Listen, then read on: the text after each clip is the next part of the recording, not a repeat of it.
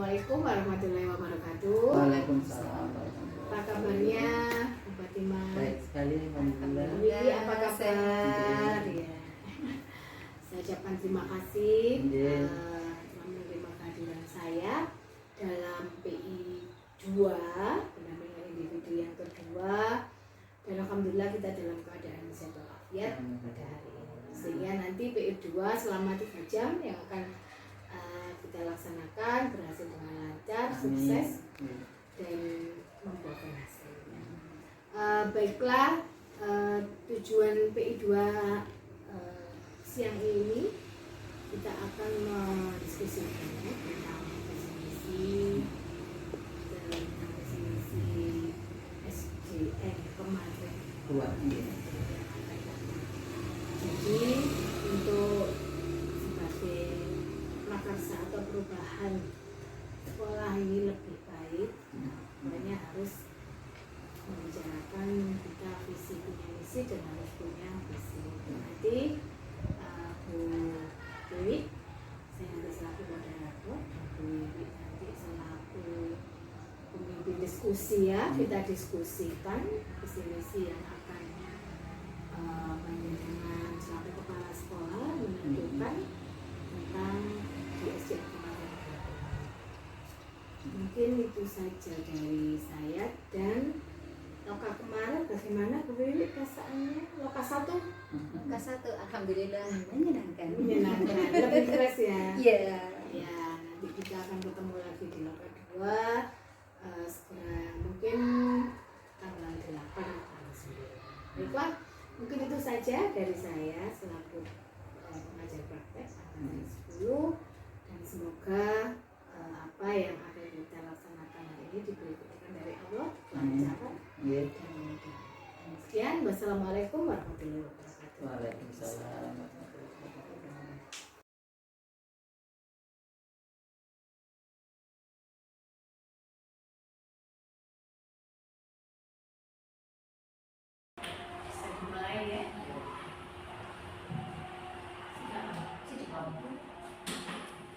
Assalamualaikum warahmatullahi wabarakatuh. Pada yang terhormat Ibu Kepala Sekolah SDM Kemajuan 2, pada yang terhormat Bapak Ibu Guru SDM Kemajuan 2, serta khusus Bu Wiwi selaku CGP Angkatan 10. Pertama-tama marilah kita panjatkan puji syukur kehadirat Allah Subhanahu wa taala bahwasannya pada siang hari ini dalam keadaan sehat walafiat, kurang suatu apapun, kita dapat berkumpul dan dalam satu ruangan guna untuk berdiskusikan cita-cita visi warga sekolah terhadap murid di masa yang akan datang. Jadi saya di sini perkenalkan, nama saya Ibu Amelia Lubnanti. Saya mengajar praktek angkatan 10 dan saya sedang melakukan pendampingan kedua kepada Bu Wiwi selaku CGP saya angkatan 10. Baiklah Bapak Ibu guru sekalian, pada siang hari ini kita akan mendiskusikan cita-cita visi warga sekolah terhadap murid di masa yang akan datang. Lalu nanti Bu Wiwi juga akan memimpin sebagai pimpinan diskusi ini. Dan nanti tidak lupa juga merumuskan kalimat rumput dan melihat visi sekolah. Dan visi panjenengan ini bisa dipakai untuk visi-visi ke depannya. Semoga bermanfaat. Selain itu, kita pada siang hari ini juga akan mengidentifikasi perilaku yang mencerminkan visi serta mendiskusikan inisiatif perubahan yang dapat dilakukan di sekolah panjenengan. Baiklah Bapak Ibu sekalian, untuk mempersingkat waktu saya selaku moderator pada acara diskusi siang ini akan menyerahkan sepenuhnya ruang diskusi ini kepada Bu Wiwi selaku CGP Angkatan 10. Kepada Bu Wiwi kami persilakan.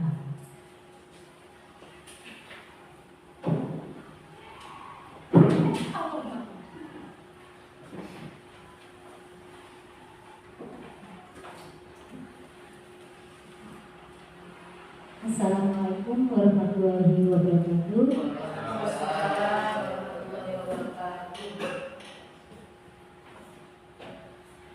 Yang terhormat Ibu Kepala Sekolah SDN Kemanggiran 2, Ibu Fatimah.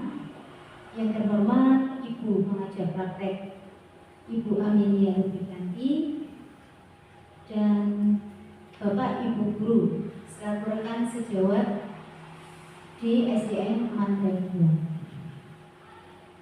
Izinkan saya, Wiwi Sulistiani, calon guru penggerak angkatan 10 dari Kabupaten Mojokerto. Nah, di sini kita akan berdiskusi tentang visi atau cita-cita kedepannya dari SDN Kemanggiran 2 ini. Nah, sebelum kita berdiskusi, supaya kita santai ya, ini tidak serius, biar agak santai. Kita main game sebentar, ya. Mohon diikuti. Ini namanya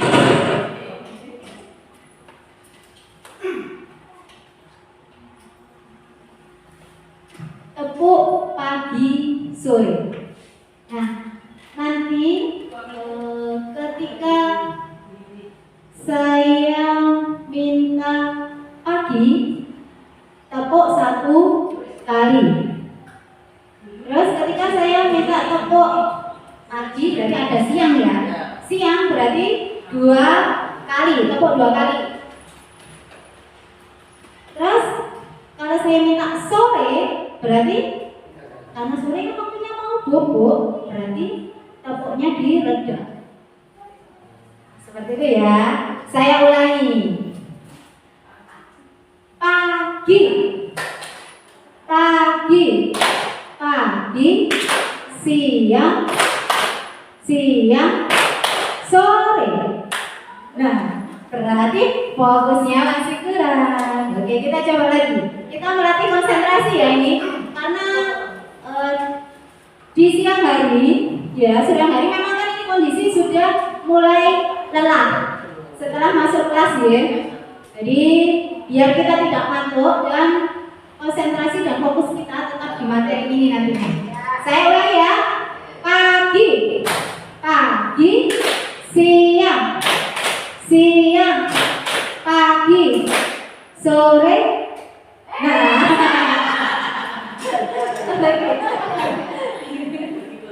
konsentrasi sekali lagi sebelum kita ke materi.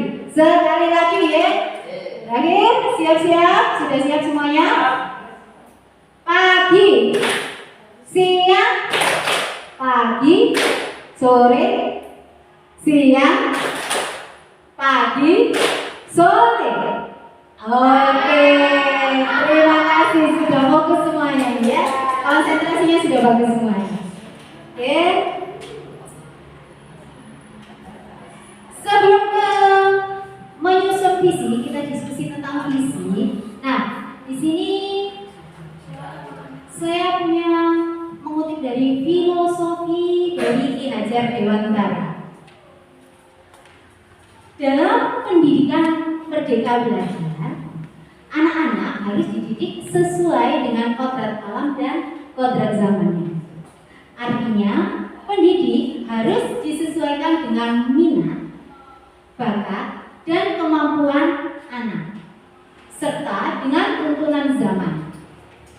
Filosofi ini menjadikan dasar penting dalam mewujudkan profil pelajar Pancasila.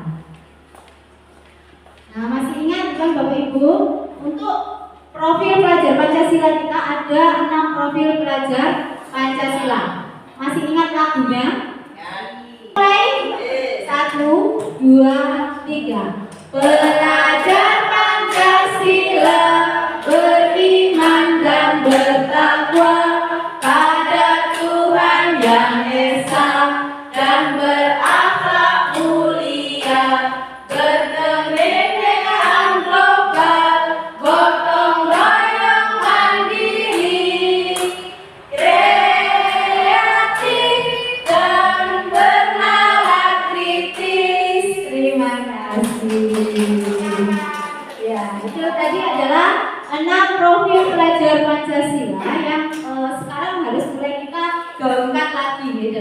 pembelajaran serta sehari-hari. Nah, profil pelajar Pancasila tersebut bisa terwujud jika guru memiliki visi untuk menciptakan perubahan yang lebih baik di lingkungan sekolahnya. Nah, menurut Bapak Ibu di sini, apa sih itu visi? Kira-kira apa ya visi? Mungkin ada yang bisa membantu menjawab. Kira-kira visi itu apa sih? Kita harus punya visi. Setiap sekolah, ya, lembaga itu pasti harus punya visi. Nah, istilah visi sendiri itu apa? Oke, terima kasih Bapak Haris. Jadi visi itu adalah pandangan ke depan. Ya. Nah, di sini visi adalah sebuah gambaran yang jelas dan menyeluruh tentang keadaan yang ingin dicapai di masa depan oleh individu, organisasi, atau bangsa. Nah, visi merupakan pernyataan yang berorientasi pada masa depan yang menginspirasi dan memberikan arah untuk mencapai tujuan. Jadi mau dibawa kemana lembaga kita? Nah itu ya seperti lagu mau dibawa kemana lembaga kita. Nah seperti itu ya. Oke. Nah visi ini haruslah spesifik, realistis itu jelas ya, nyata, nggak boleh mengada-ada yang nggak bisa kita capai. Nah, contoh visinya apa ya? Kira-kira yang nggak bisa kita capai, yang kemungkinan sangat susah sekali kita menjadi Tuhan. Nah, itu kan tidak realistis ya, tidak mungkin kita menjadi Tuhan. Kok kita saja diciptakan oleh Tuhan, kok kita mau ganti Tuhan? Nah, itu kan tidak realistis. Dapat diukur, relevan, dan fleksibel. Jadi untuk fleksibel, visi ini bisa diubah, ya, disesuaikan dengan perkembangan zaman dan kondisi sekolah kita. Visi yang baik juga harus mencerminkan nilai-nilai yang dianut oleh individu, organisasi, atau bangsa tersebut. Untuk merumuskan sebuah visi dapat menggunakan pendekatan inquiry apresiatif atau yang disingkat dengan IA. Nah, pendekatan inquiry apresiatif ini adalah suatu pendekatan dalam proses pembelajaran yang bertujuan menggali kearifan, nilai-nilai, kekuatan, dan sumber daya yang ada dalam konteks tertentu. Kita mengutamakan kekuatan yang kita punya di lembaga tersebut. Nah, inquiry apresiatif ini mendorong siswa atau peserta didik untuk menggali kekuatan dan bakat mereka sendiri, serta memahami keunikan dan kontribusi positif yang mereka bisa berikan.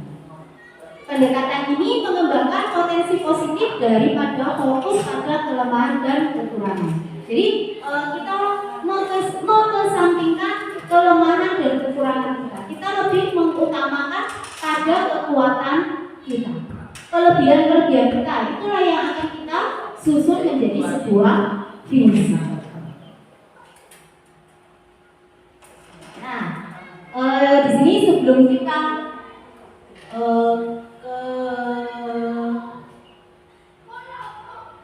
kalimat rumpang yang nanti jenengan isi, nah ini saya bagikan dulu ya. Ini nanti yang akan kita diskusikan. Kalimat rumpang atau cita-cita yang Anda inginkan untuk murid.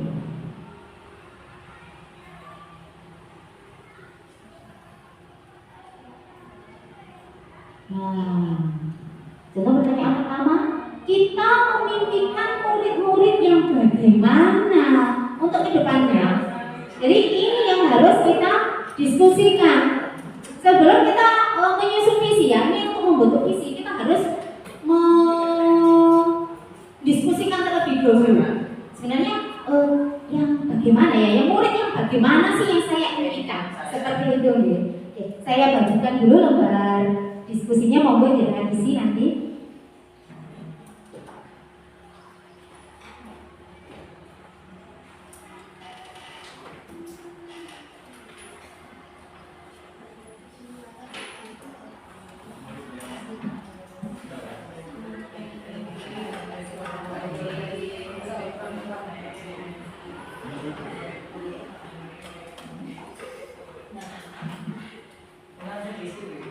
Oke, monggo diisi. Ini saya kasih waktu berapa ya? Biar 5 menit atau 10 menit dulu ya. Yes. Oh, sekitar 15 menit ya untuk berdiskusi. Nah, kita memikirkan murid-murid yang bagaimana untuk kedepannya. Contoh, kalau saya kepingin murid yang anaknya pintar. Contoh ya, anaknya kreatif. Kita sesuaikan dengan profil pelajar Pancasila. Seperti itu, nggih.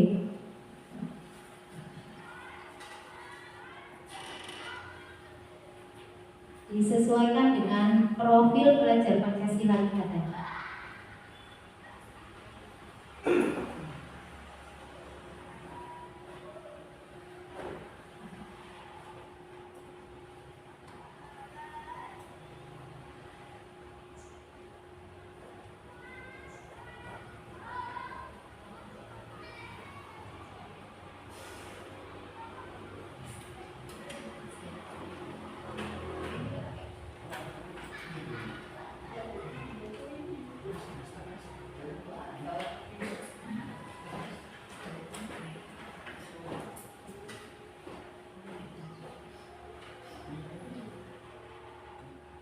Kita percaya bahwa murid itu apa ya?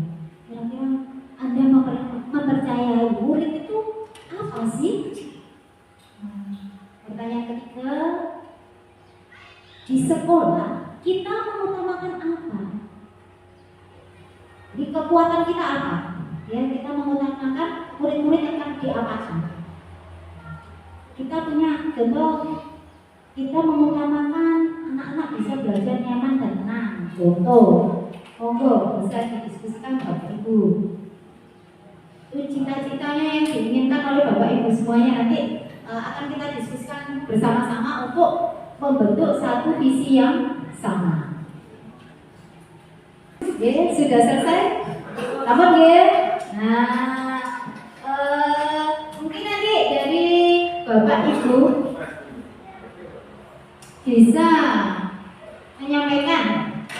Ini pertanyaan yang pertama, kita memimpikan murid-murid yang bagaimana? Nah, ini pertanyaan pemantik yang pertama. Sebelum kita ke visi, kita harus punya cita-cita murid kita itu yang kita menginginkan yang bagaimana. Semoga ada yang bisa menyampaikan idenya hasil diskusinya tadi. Monggo. Oke, monggo. Kita memimpikan murid-murid yang bagaimana?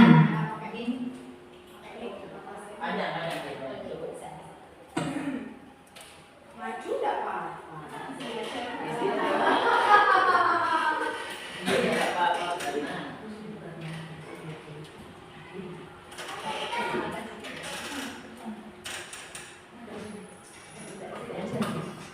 Ya, assalamualaikum warahmatullahi wabarakatuh. Di sini saya akan menyampaikan kalimat perubahan tentang cita-cita untuk murid. Dari pertanyaan yang pertama, yaitu kita memimpikan murid-murid yang, kalau menurut saya memimpikan murid-murid yang berakhlak mulia tentunya, soleh dan solehah, kemudian kreatif, inovatif, mandiri, dan pastinya. Terima kasih untuk Bu Wiwi. Menurut saya untuk pertanyaan pemantik yang nomor 2, kita percaya bahwa murid adalah, menurut saya pribadi, jawaban saya adalah murid itu adalah sebagai individu yang unik dengan bakat, minat, potensi yang pastinya setiap anak berbeda-beda. Oke, Bu Wiwi. Terima kasih. Assalamualaikum warahmatullahi wabarakatuh. Waalaikumsalam. Untuk saya, ini anak-anak saya juga sebagai anak guru, saya juga sebagai guru. Bagaimana kita memberikan murid-murid kita nanti dalam perkembangan hidupnya ya, yaitu anak-anak kita itu supaya punya sifat yang kreatif, juga bersikap mandiri dalam segala, juga punya sikap kerjasama dalam bergotong royong dalam segala hal. juga dalam kegiatan apapun, baik sosial maupun secara individu. Terima kasih. Terima kasih Bu Fatima. Tangan untuk tadi teman-teman sudah menyampaikan pendapatnya. Kita itu memimpikan murid-murid yang bagaimana?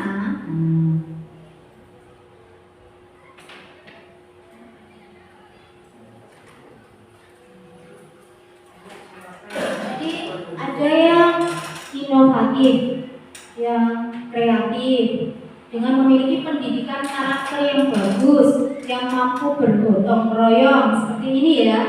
Nah, ini memiliki rasa kebangsaan yang tinggi.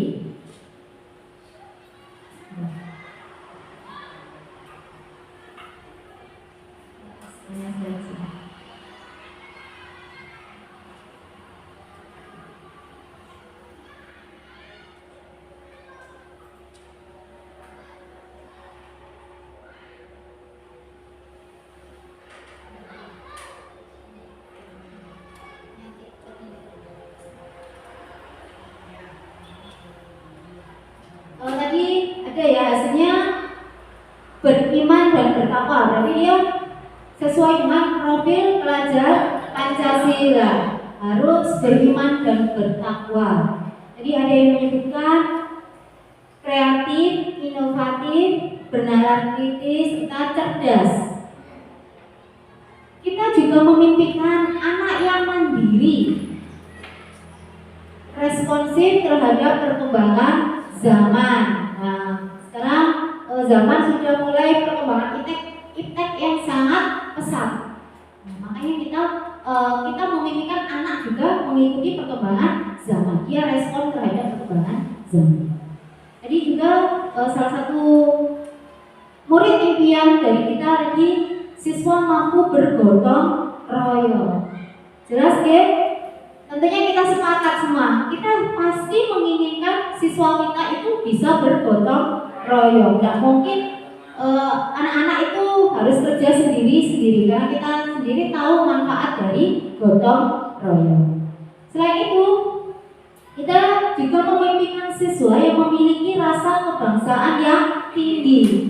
Anak-anak yang cinta akan bangsanya. Nah, seperti itu. Nah, untuk pertanyaan kedua tadi,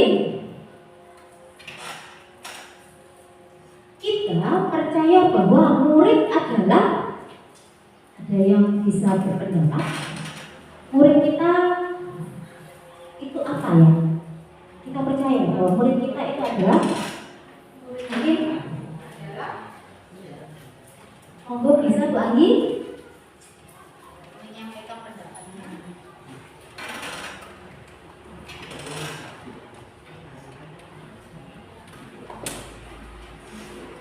Assalamualaikum warahmatullahi wabarakatuh. Kita memimpikan murid yang bagaimana ya Bu? Yang kita percaya.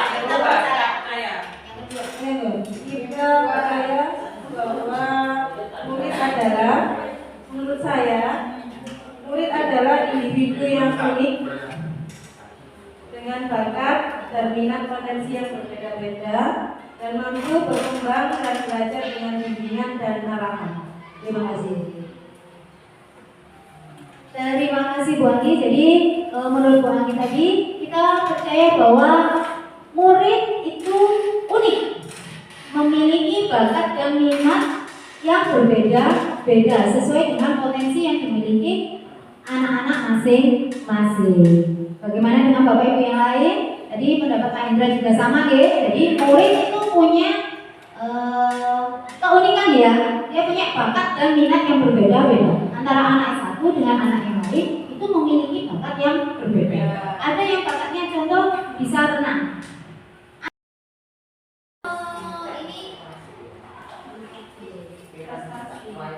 Itu masuk berakal. Kalimat oke, boleh berakhlak mulia. Mewujudkan peserta didik yang unggul, berakhlak mulia. Unggul itu saya rasa kok prestasi sudah masuk Bu.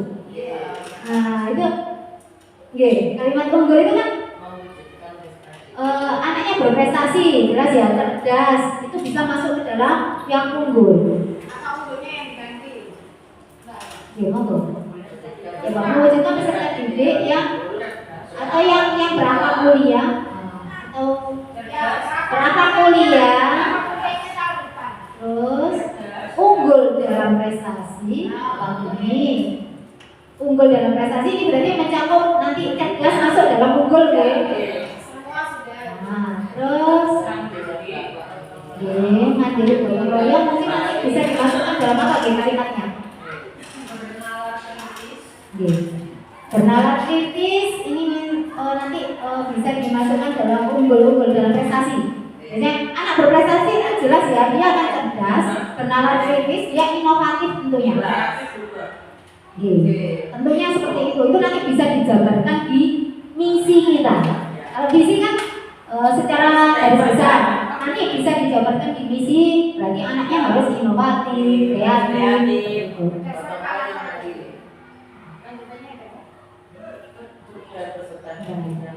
Berbudaya lingkungan hidup sehat dan berwawasan. Oh, langsung ini aja, berwawasan global.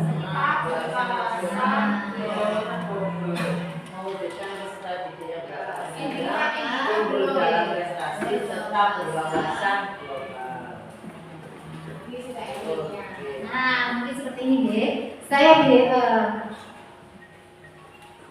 ulangi lagi ya, untuk visi lala kita unggul dalam prestasi berdasarkan IMTAK dan IPTEK, perilaku hidup bersih dan sehat, berbudaya lingkungan hidup sehat, serta berwawasan nasional. Terima kasih Bu Fatimah tadi selaku kepala sekolah. Jadi sikap yang harus dilakukan oleh guru atau kepala sekolah dalam mendukung terwujudnya visi dari SDN Kematen 2. Yang pertama tadi memberikan suri tauladan. Jadi kita harus memberikan contoh yang baik kepada anak didik kita terlebih dahulu. Ya, jadi bisa dari perkataan, ya, contoh perkataan atau ucapan atau tindakan.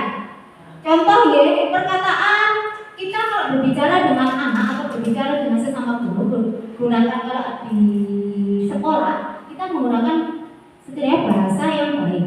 Ya. Jadi bukan pakai bahasa yang marah-marah atau cenderung kasar, apalagi sampai memaki-maki atau biasanya kata ininya apa? Meso. Nah, seperti itu.